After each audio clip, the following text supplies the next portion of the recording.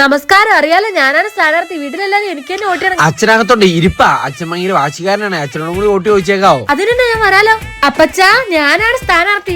മക്കളാണ് സ്ഥാനാർത്ഥി. അവിടെ വന്നിരുന്നു, എനിക്ക് കുറച്ച് കാര്യങ്ങൾ ചോദിക്കാനുണ്ട്. എന്നാ അപ്പച്ചാ ചോദിക്കാനുള്ളത്? കൊച്ചു ജയിക്കുവാണെങ്കിൽ ഞങ്ങളുടെ മണ്ഡലത്തിൽ എന്നാ ഗുണമുള്ളത്? എന്നെ വോട്ട് വന്ന് ജയിപ്പിച്ചാൽ സ്ത്രീ ശാക്തീകരണമാണ് എന്റെ മെയിൻ ലക്ഷ്യം. ഞങ്ങളുടെ വീട്ടിൽ നിന്ന് ആരും വോട്ട് ചെയ്തില്ല. അതെന്നാ അപ്പച്ചാ? അതങ്ങനെയാ. സ്ത്രീകൾ ഇവിടെ ബസ്സിൽ പോകുമ്പോൾ സംഭരണ സീറ്റ് ഉണ്ട്. എല്ലാ കാര്യത്തിനും മുൻഗണനയുണ്ട്. അത് മാത്രമോ, സ്ത്രീകൾക്ക് തൊഴിലുറപ്പ്, വിധവാ പെൻഷൻ, അങ്ങനെ എന്തൊക്കെ ആനുകൂല്യങ്ങളാ. ഇതുപോലെ ഞങ്ങൾ പുരുഷന്മാർക്ക് ഇതുപോലെ വല്ല ആനുകൂല്യങ്ങളുണ്ടോ? അല്ല അപ്പച്ചാ, നമ്മൾ അതിനെ പറ്റി പ്ലാൻ ചെയ്യുന്നുണ്ട്. അതുപോട്ടെ, ഈ ഇരിക്കുന്ന ചെറുക്കൻ എത്ര വയസ്സുണ്ടെന്ന് നമുക്ക് അറിയാവോ? അച്ഛനിപ്പോ എന്തിനാ അത് പറയുന്നത്? അല്ല മോനെ, മോൻ എത്ര വയസ്സുണ്ട്? അവൻ 29 വയസ്സ്. അതിനിപ്പോ എന്താ? അതിനിപ്പോ എന്നാന്നോ, ഈ നാട്ടിൽ 18 വയസ്സ് കഴിഞ്ഞ പിള്ളേരുടെ വരെ കല്യാണം നടക്കുന്നുണ്ട്.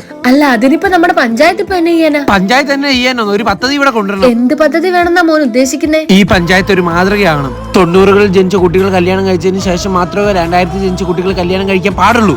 ഓഫ് കോഴ്സ്, ജയിച്ചാലുടൻ തന്നെ നമ്മുടെ പഞ്ചായത്തിലെ ആദ്യ ഫയലിന്റെ പേര് 90s കിഡ്സിന്റെ വിവാഹം എന്നാ. പിന്നെ മെമ്പറെ, ഭാര്യ മരിച്ചുപോയ എന്നെ പോലുള്ള പ്രായമായവർക്ക് പുനർവിവാഹത്തിനുള്ള വല്ല പദ്ധതിയും? അപ്പച്ചാ, ഞാൻ മത്സരിക്കുന്നതേ പഞ്ചായത്തിലെ സ്ഥാനാർത്ഥിയായിട്ടാ, ബ്രോക്കറായിട്ടല്ല.